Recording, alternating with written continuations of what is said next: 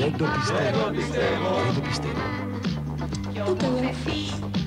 Κι ομοθεσί το νούμερο αυτό. Το ξέρεις πια από πολύ καιρό. 6, 8, 3, 5, 7. Μήπως τον αριθμό θες να πω ξανά. Δεν είναι αστείο αυτό που θα σου πω. Καλησπέρα σας. Είμαι στην πάρα πολύ ευχάριστη θέση να σας ανακοινώσω πρώτον ότι είμαι πάρα πολύ κρυωμένη σήμερα και δεύτερον να σας υποδεχτώ στην εκπομπή Δεν το πιστεύω ή αλλιώς όπως τη λέει ο σκηνοθέτης μου στην εκπομπή Πόθη στους Βάλτους. Λοιπόν, σήμερα θα δείτε στην εκπομπή αυτή το Θάνο Καλήρη σε μια συνέντευξη αποκαλυπτική και το εννοώ την αποκαλυπτική. Θα τον δείτε επίσης να πουλάει γυναικεία εσώρουχα σε γνωστό κατάστημα. Θα δείτε ένα πολύ γλυκό πρόσωπο της Γογός Μαστροκώστα που πιθανόν να μην το ξέρατε και θα δείτε να φροντίζει τους άντρες πελάτες σε ένα κατάστημα ανδρικών ρούχων. Αυτά και άλλα πολλά. Σήμερα, για μία ώρα. Καλή διασκέδαση.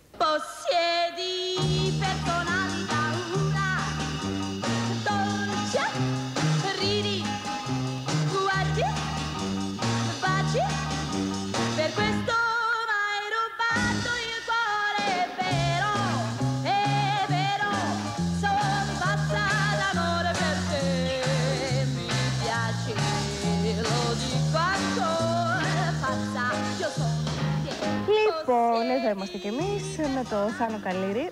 Είστε καλά? Μια χαρά. Μου φαίνεται παράξενο, ύστερα από όλα αυτά τα χρόνια. Ξέρεις τι εννοώ. Να φύγω. Κάτι θα πει κακό. Όχι, ύστερα από όλα αυτά τα χρόνια, εντάξει. Με το Θάνο έχουμε υπάρξει και ζευγάρι. Αν δεν το ξέρατε, σας το λέμε, αλλά το ξέρατε σίγουρα. 5,5 εφιαλτικά χρόνια. Πέρασα. Πέρασες. Κι εγώ. Άλλο θέμα. Αλλά στο θέμα δεν έχει να πει τίποτα. Ξέρω πολλά πράγματα για σένα. Ξέρω πολλά πράγματα για το παρελθόν σου. Τα οποία μπορώ σήμερα στη διάρκεια της κουβέντας μας να τα ανασύρω από τη μνήμη μου, έτσι δεν είναι? Και να τα μοιραστούμε με τους και να τα μοιραστούμε με τα εκατομμύρια των εκατομμυρίων των τηλεθεατών που βλέπουν την εκπομπή αυτή. Λοιπόν, καταρχήν, η πρώτη σου μουσική ανησυχία ήταν η Μπιζού, που ήταν το πρώτο συγκρότημα που έφτιαξες. Ναι. Αλλά βέβαια προέρχεσαι... Δεν ήταν το πρώτο συγκρότημα που έφτιαξα, ήταν το πρώτο πιο γνωστό συγκρότημα που έφτιαξα. Προέρχεσαι από πατέρα μουσικό, τον πολύ γνωστό Τίτο Καλήρη, από τους μεγαλύτερους κιθαρίστες που έχει αυτή η χώρα. Άρα λοιπόν μεγάλωσες σε ένα περιβάλλον που γρατζούναγες κιθάρα από τόσος. Ναι. Όσος είναι τώρα ο γιος περίπου λοιπόν, που και αυτός γρατζουνάει τη δικιά του κιθάρα. Περίπου, ναι. Και λέγεται και αυτός Τίτος. Λοιπόν, το πρώτο γκρουπ ποιο ήταν τότε? Ήταν ένα γκρουπ που φτιάχτηκε για τις ανάγκες της γειτονιάς που λέμε. Καλά, έχω φτιάξει τότε τα γκρουπάκια της γειτονιάς, τα αλλάζεις το ένα μετά το άλλο. Και όλα εσύ ήσουν πάντα που πρωτοστατούσες στην δημιουργία. Στα δικά μου συγκροτήματα τα φτιάχνα εγώ, ήμουν το ηγετικό στέλεχος. Και ξεκίνησα από τα συγκροτήματα της γειτονιάς, μετά στο συγκρότημα του σχολείου και μόλις τελείωσα το σχολείο είχα φτιάξει ένα συγκρότημα και παίζαμε στη μουσική αποθήκη, ένα χώρο που ήταν έτσι για live και λεγόταν το συγκρότημα εκείνο GR Force. GR Force, μη με σκάς. Δηλαδή τι θα πει GR Force, Greek Force, ας πούμε. Κάτι τέτοιο, ας πούμε, ναι. Και μετά εκεί ερχόντουσαν και τα παιδιά από τους Μπιζού, που δεν λεγόντουσαν Μπιζού, λεγόντουσαν κάτι άλλο. Εσύ έπαιζες κιθάρα και τραγουδούσες? Ναι. Μάλιστα. Εκτός από κιθάρα παίζεις και πιάνο? Και drums. Ο άνθρωπος ορχήστρα. Και όμπουε. Φαγκότο. Και φαγκότο. Απορώ γιατί παίρνεις μουσικούς, αφού τα κάνεις όλα μόνος.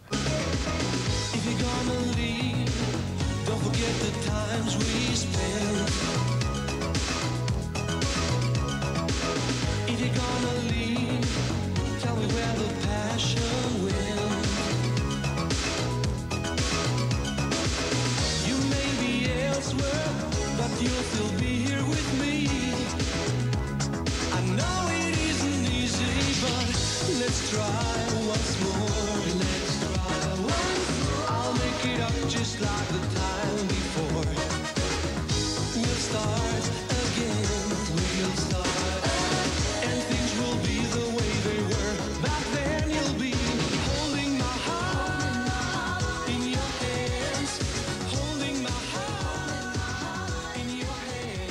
Η Bank, πες μου τώρα. Περνάμε στους Bank. Στην πρώτη, ίσως μεγάλη εποχή. Ναι, το πρώτο συγκρότημα πραγματικά έγινε πολύ γνωστό σε όλη την Ελλάδα. Ναι. Αυτό έγινε χάρη της Eurovision. Ναι, αλλά συνάντησες κάπου τον Βασίλη Δερτήλη, έτσι δεν είναι? Και είπατε να κάνουμε κάτι μαζί. Ναι, βέβαια τα όνειρά μας ήταν πάντοτε για εκτός Ελλάδας. Γιατί? Το όνειρο ήταν, πιστεύω το όνειρο κάθε καλλιτέχνη να σπάσει τα σύνορα της, τα όρια της χώρας του και να βγει να πάει παρά έξω. Εμένα δεν είναι. Δεν είσαι καλλιτέχνης όμως. Όχι, σαφώς και είμαι καλλιτέχνης, αλλά δεν θα ήθελα να κάνω εκπομπή, ας πούμε, στην βρετανική τηλεόραση. Μ' αρέσει εδώ στο Μέγκα. Αυτό είναι ίδιο των τραγουδιστών πάντως περισσότερο. Ωραία. Και των μουσικών. Και κάνατε λοιπόν ξενόγλωσσο στίχο αρχικά, έτσι, με σκοπό Όχι. να. Πάντα η Μπάνκ ήταν ξενόγλωσσος ο στίχος, απλά όταν γυρίσαμε στην Ελλάδα μετά από την καριέρα στην Αμερική, κάναμε ελληνικά. Και αυτό για πολύ σύντομο χρονικό διάστημα. Το πρώτο και μοναδικό πράγμα που κάναμε στα ελληνικά ήταν το Stop, το τραγούδι που εκπροσώπησε την Ελλάδα στην Eurovision το 1987. Σαν μια στάρ που ποζάρει όταν της αστράφτουλας και το στυλ σου καρδό στο σακάκι λίγα στρας. Ό,τι κάνεις για δόξα και λεφτά δες τι κάνεις αλλού είναι η χαρά. Και εγώ σου λέω stop μη rock'n'roll είναι η ζωή. Stop μη σκέψου μια στιγμή.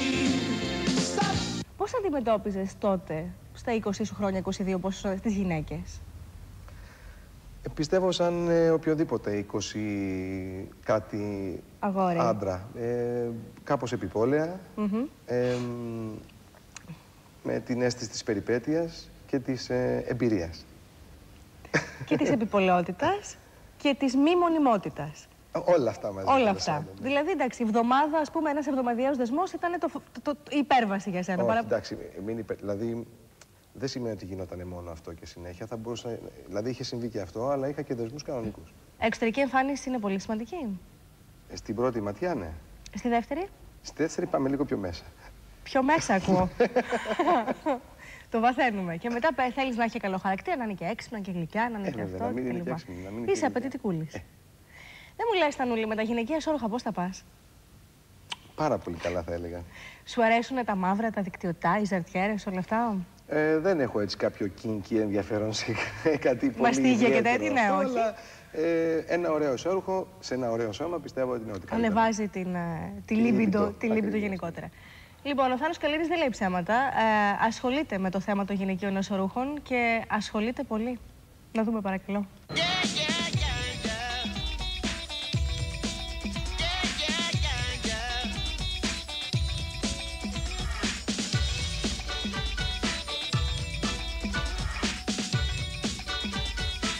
Καλησπέρα σας.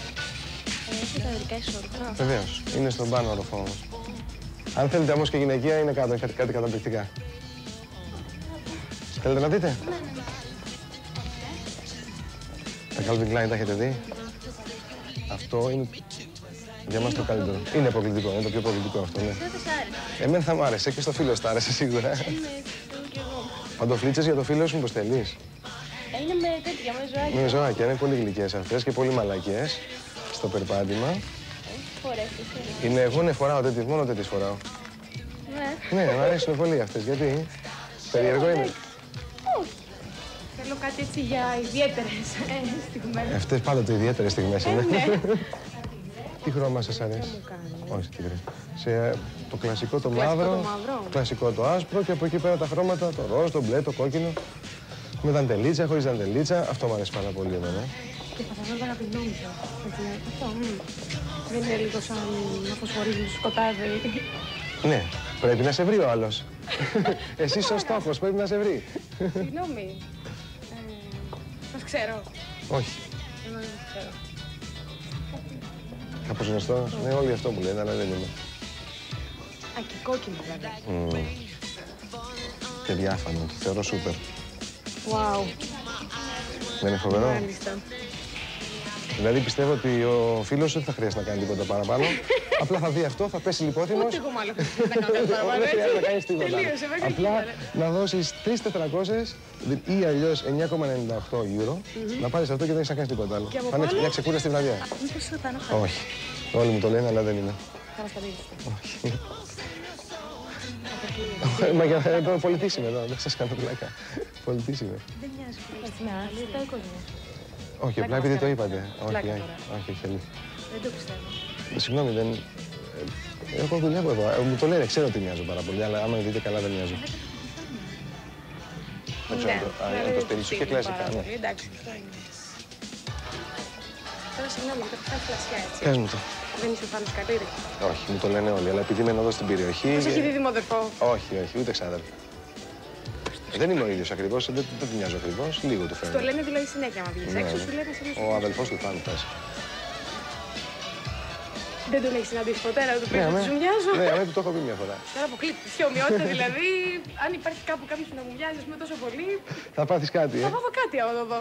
Είναι για δωρό. Ναι. Η φίλη σας είναι πόσο χρόνο είναι, νέα? Είναι 22. Α, 22, κατάλληλη ηλικία. Έχουμε κάτι φοβερά. Φοράει έτσι προκλητικά. Θέλω πάρα πολύ να το κάνω αυτό που θα δείτε. Μισό λεπτό. Εκείνο το τέτοιο μου άρεσε. Το κορμάκι δεν το βούτυξες να μου το φέρεις. Όχι να το βουτήξεις, να το τζουρνέψουμε, να το πληρώσεις και να μου το φέρεις δώρο. Εκείνο το... Πάντως είναι πολύ ενδιαφέρουσα δουλειά. Δεν είναι. Ειδικά αν βοηθάς στο αλλακτήριο. Δεσποινής, μην αλλάζετε. Περιμένετε να σας πω εγώ πώς πηγαίνει. Περιμένετε, μην μπαίνετε μέσα να αλλάξετε. Πολύ ωραία τα πήγες. Μια χαρά, συγχαρητήρια. Και ήταν και ψιλοδύσκολο τώρα έτσι για έναν άντρα να βρεθεί σε ένα χώρο τόσο γυναικείο. Σας ευχαριστώ πάρα πολύ.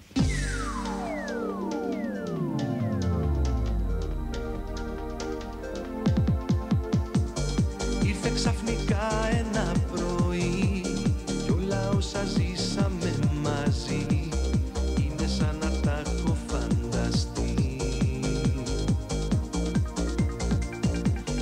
Ήσουν λέει όλη μου η ζωή ό,τι πιο πολύτιμο στη γη πέρα από κάθε λογική.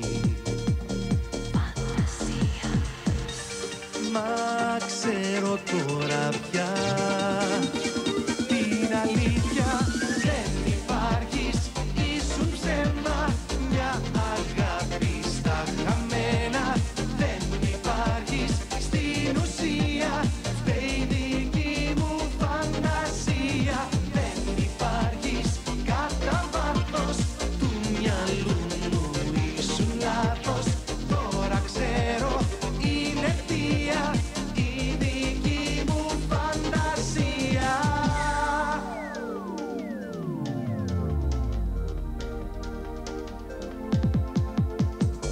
Ίσως ήταν όνειρο τρελό κι όμως τελικά το ομολόγω. Θα θέλα για λίγο να σε δω. Κάπου σκέφτομαι ξανά. Όλα μοιάζουν τόσο αληθινά. Πώς μπορεί λοιπόν να είναι απλά φαντασία. Μα ξέρω τώρα πια την αλήθεια. Δεν υπάρχεις, ήσουν ψέμα. Μια αγάπη στα χαμένα. Δεν υπάρχεις στην ουσία. Φταίει η δική μου φαντασία. Δεν υπάρχεις κατά βάθος του μυαλού μου. Ήσουν λάθος, τώρα ξέρω είναι αιτία.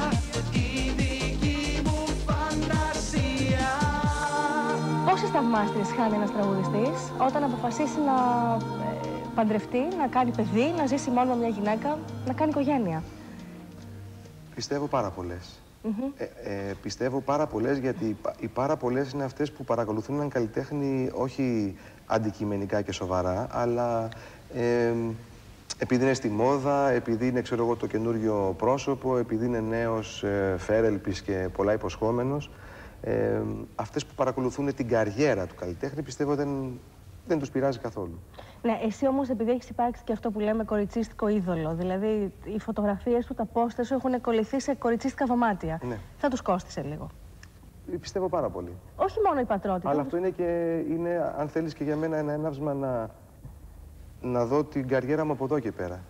Έχω λάβει χιλιάδες φωτογραφίες, αν υπολογίσω από το 87, γιατί έχω αυτό το περίεργο, χωρίς να είμαι πολύ μεγάλος στην ηλικία, είμαι τόσα χρόνια στο χώρο, αν υπολογίσω από το 87, ότι δέχομαι γράμματα ακόμα και τώρα με κορίτσια που μου έχουν φωτογραφίες από το δωμάτιό τους και έχουν παρακολουθήσει όλη την καριέρα μου.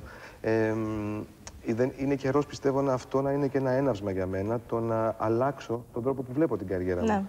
Και να πάψω να σκέφτομαι όπως σαν είδωλο των κοριτσιών, αλλά ακριβώς, και να σκεφτείς σαν οριμότερος διαφορετικά. τραγουδιστής. Οπότε δεν με πειράζει, ίσα-ίσα το βιώνω πολύ καλά αυτό.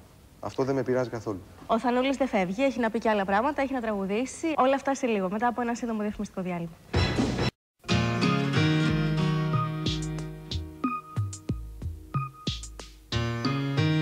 Αφού το ξέρεις πως είσαι ζωή και φως, γιατί δεν έρχεσαι?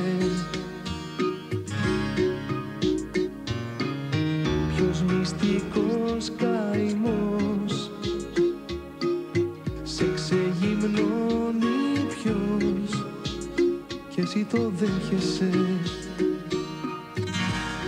Κι όσο περνάει η ώρα, στην ασφαλτό με σέρνεις, δεν το καταλαβαίνεις, δεν το καταλαβαίνεις. Κι όσο περνάει η ώρα, πεθαίνω και επιμένεις. Δεν το καταλαβαίνεις, δεν το καταλαβαίνεις.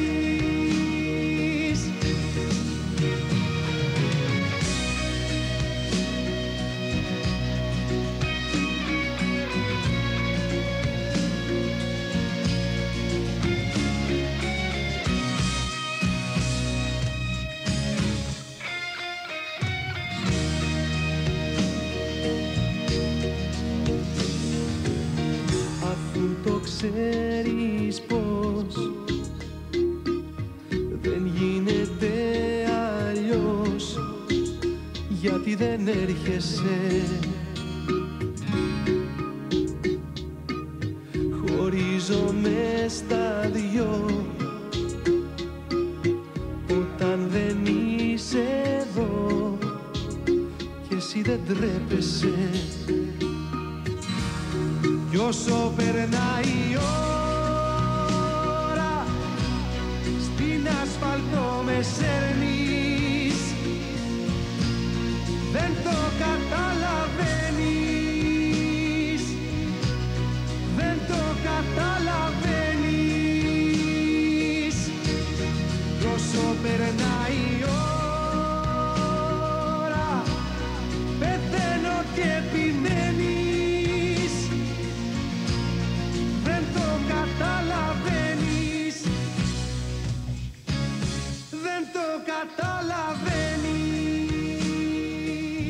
Μιλούσαμε για τα επαγγελματικά. Μιλούσαμε για το πώς ένας τραγουδιστής ο οποίος μπαίνει σε μια άλλη φάση της ζωής του, σκέφτεται παράλληλα να μπει και σε μια άλλη φάση καριέρας.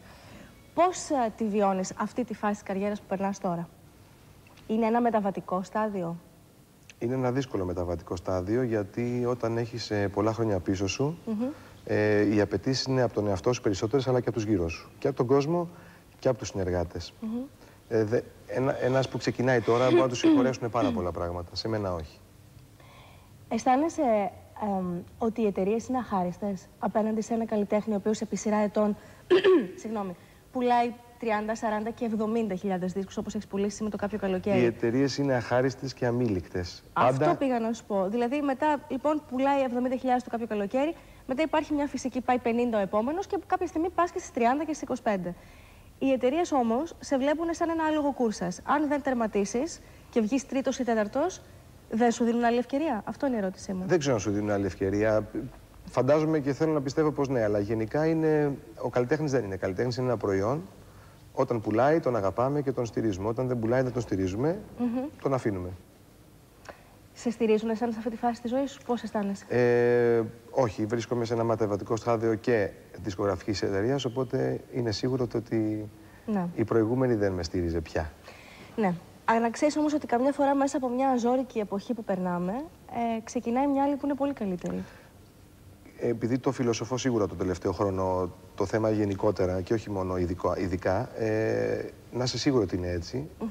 Καταρχήν βρίσκεις την ευκαιρία στο να δεις και τις αδυναμίες σου τα λάθη σου, θέλω πάντοτε να βρίσκω θετικά πράγματα στο μέλλον και γενικά να τη βλέπω με ένα θετικό μάτι τη ζωή μου, γιατί αλλιώς αν στην πρώτη δυσκολία ή στην πρώτη εντός εισαγωγικών σφαλιάρα που τρως τα βάφεις μαύρα και δεν κοιτάς μπροστά, τότε δεν υπάρχει λόγος να ζεις. Τότε κακώς κάνεις το επάγγελμα αυτό, το οποίο είναι γεμάτο από σφαλιάρες. Εγώ νιώθω σίγουρα καλύτερος από ποτέ και δυνατότερος και οριμότερος στο να πάρω στα χέρια μου ηνία μιας καλύτερης καινούριας.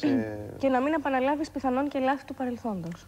Θα κάνω άλλα, δεν έχει σημασία. Ουδής λάθη επιλογών ίσως νυχτερινών μαγαζιών ή λάθη ρεπερτορίου, γιατί ίσως εσύ είσαι ένας πολύ καλός τραγουδιστής. Αυτό το πράγμα όμως πιθανότατα μέσα από ένα ελαφρύ ρεπερτόριο που έχεις επιλέξει να τραγουδήσεις και που εμείς το γράφουμε, δεν βγάζω την ουρά μου απ' έξω να σου κάνω εγώ την Νικολακοπούλου, ξέρεις τι εννοώ. Δεν αναδεικνύει όμως τις ιδιαίτερες φωνές. Είναι τραγούδια που μπορεί να τα πει οποιοδήποτε. Ίσως είναι καιρός να πεις κάποια καλύτερα τραγούδια, κάποια άλλα τραγούδια. Εδώ να κάνω μια παρένθεση, δεν διαφωνώ μαζί σου, αλλά καμιά φορά ο κόσμος, ξέρεις, επιλέγει τα εύκολα τραγούδια. Εγώ στην καριέρα μου, στη δισκογραφική μου καριέρα, έχω πει πολλά τραγούδια που δεν είναι εύκολο να τα πει κάποιος, αλλά δεν σημαίνει τίποτα. Το credit πιστεύω το παίρνεις από αυτούς που πρέπει. Ναι, και αυτό σωστό. Διάλεξες να πεις το Against All Odds του Phil Collins live για την εκπομπή αυτή. Για σας εδώ ειδικά. Για μας εδώ ειδικά. Τι είναι αυτό το τραγούδι? Είναι ένα καταπληκτικό τραγούδι. Ναι. Ένα τραγούδι που είναι απλό, δεν έχει την σούπερ ενορχήστρωση, τα σούπερ λόγια, αλλά όσο απλό είναι, αλλά τόσο μιλάει και χτυπάει ακριβώς το στόχο του. Είναι από τα καλύτερα μου, από τις πιο αγαπημένες μου μπαλάντες το συγκεκριμένο τραγούδι, ενός πολύ μεγάλου καλλιτέχνη όπως είναι ο Phil Collins.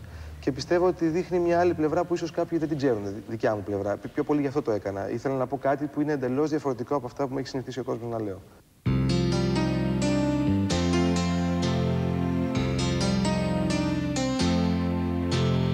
How can I just let you walk away? Just let you leave without a trace.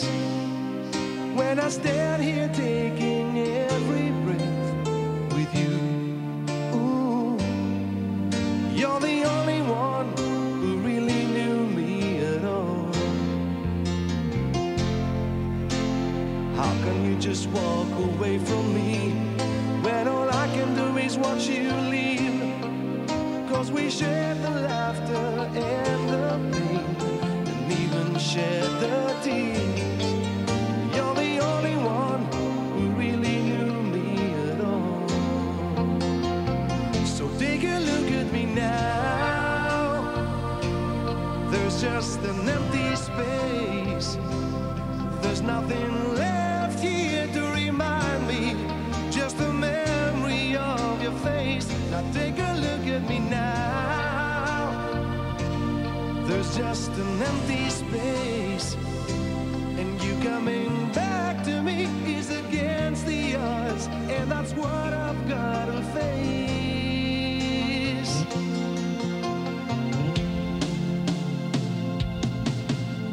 I wish I could just make you turn around and see me cry.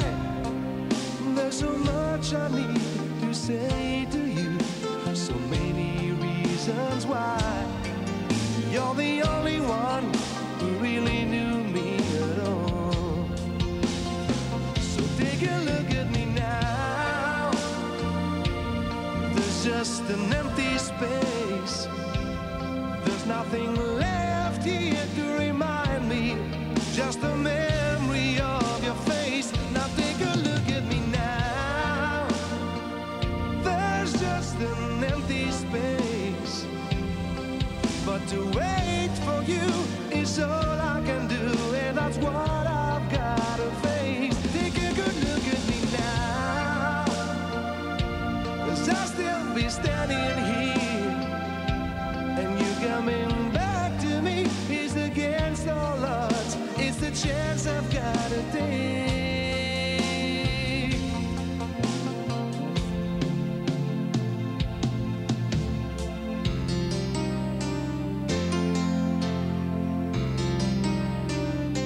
Take a look at me now.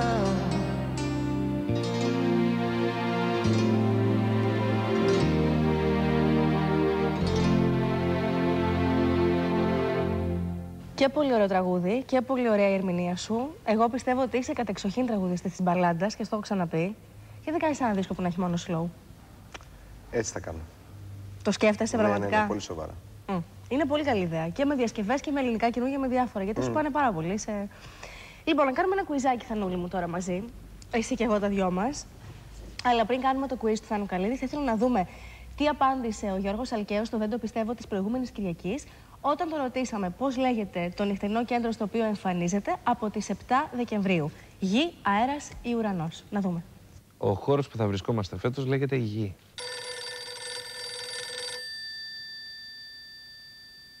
Είδαμε τη σωστή απάντηση, είδαμε και το όνομα της νικήτριας ή του νικητή, δεν ξέρω εγώ. Και είναι η ώρα να κάνουμε το quiz το δικό σου. Έκανες ένα τηλεπαιχνίδι στο Μέγκα πριν από 2 χρόνια, το οποίο είχε να κάνει με ερωτευμένα ζευγάρια που έβρισκαν την εκπομπή σου, εκμυστηρευόντουσαν τον έρωτά τους μέσα από την εκπομπή σου και άλλες φορές ερχόταν ο ή ενδιαφερόμενος στο πλατό γιατί σε έλεγε εντάξει, σε αγαπώ και εγώ σε θέλω, και άλλες φορές έμενε μπουκάλα. Έπεφτε χιλόπιτα. Έπεφτε χιλόπιτα, τι πίκρα, μπροστά σε τόσο κόσμο, μεγάλη πίκρα, και ήσουν και εσύ τότε στεναχωριώσουν πολύ. Λοιπόν, ελπίζω να θυμάστε και εσείς το τηλεπαιχνίδι αυτό. Θέλω λοιπόν να μου τηλεφωνήσετε και να μας πείτε, μην απαντάς εσύ. Πώς λεγόταν το τηλεπαιχνίδι που έκανε πρόπερση στο Μέγκα ο Θάνος Καλήρης? Λεγότανε «Μπαμ και κάτω», λεγότανε «Το νου σου κύριε οδηγέ» ή λεγότανε «Θέλεις ή δεν θέλεις»? Καλή επιτυχία. Ο τυχερός ή η τυχερή που θα προκύψει από την κλήρωση κερδίζει ένα υπέροχο τρίμερο σε κάποιο μέρος Ελλάδας με τη φροντίδα Guinness Vacances.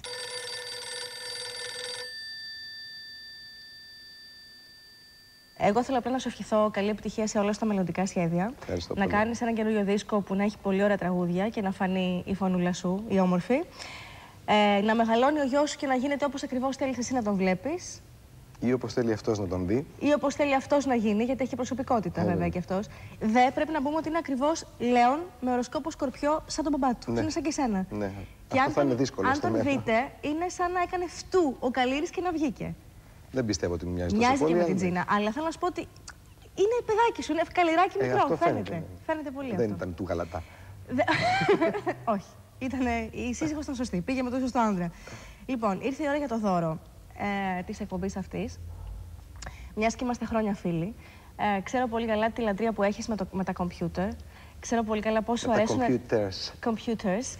Πώς σου αρέσουν τα gadgets της τεχνολογίας και όλα αυτά. Και αν δεν κάνω λάθος, την τελευταία φορά που είχα έρθει σπίτι σου και είδα το PC σου, κάτι έλειπε από εκεί. Είδες το PC μου? Το PC σου. Ακούγεται πρόστιχο αυτό. Ναι, το PC είναι το personal computer όμως, έτσι. Κάτι έλειπε από εκεί. Ναι. Για να δούμε αν θα πάψει να λείπει τώρα. Σηκώνομαι. Πρέπει να σηκωθώ κι εγώ. Όχι, όχι, εσύ μείνω όπως είσαι. Σηκώνομαι εγώ για να φανεί και το ρούχο. Σας ευχαριστώ πολύ, να είστε καλά. Πάντως βλέπω ότι πήγατε σε μαγαζί που πουλάει computers. Άρα κάτι για το computer μου θα είναι. Σκέφτηκα, αμάν με αυτό το κρόσι, σκέφτηκα ότι αυτό που δεν έχει αυτό το computer που κατάλληλα είναι πολύ ενημερωμένο, είναι ένα DVD, βρε αδερφέ. Δεν είναι το mousepad? Όχι, είναι DVD. Πω. Σου πήραμε DVD για το computer σου, μπορείς να το ανοίξεις. Α, ναι. Είναι αυτό που βλέπετε. Μην Είναι το αλήθεια βλέπετε DVD. έτσι. Αυτό το πράγμα μπαίνει στο κομπιούτερ Και μπορείς να δεις έργα. και μπορείς να δεις έργα Πάρα και πολλά DVD και τα πράγματα. λοιπά. Και από Πω, σήμερα σας ευχαριστώ πάρα πολύ. έχεις και DVD.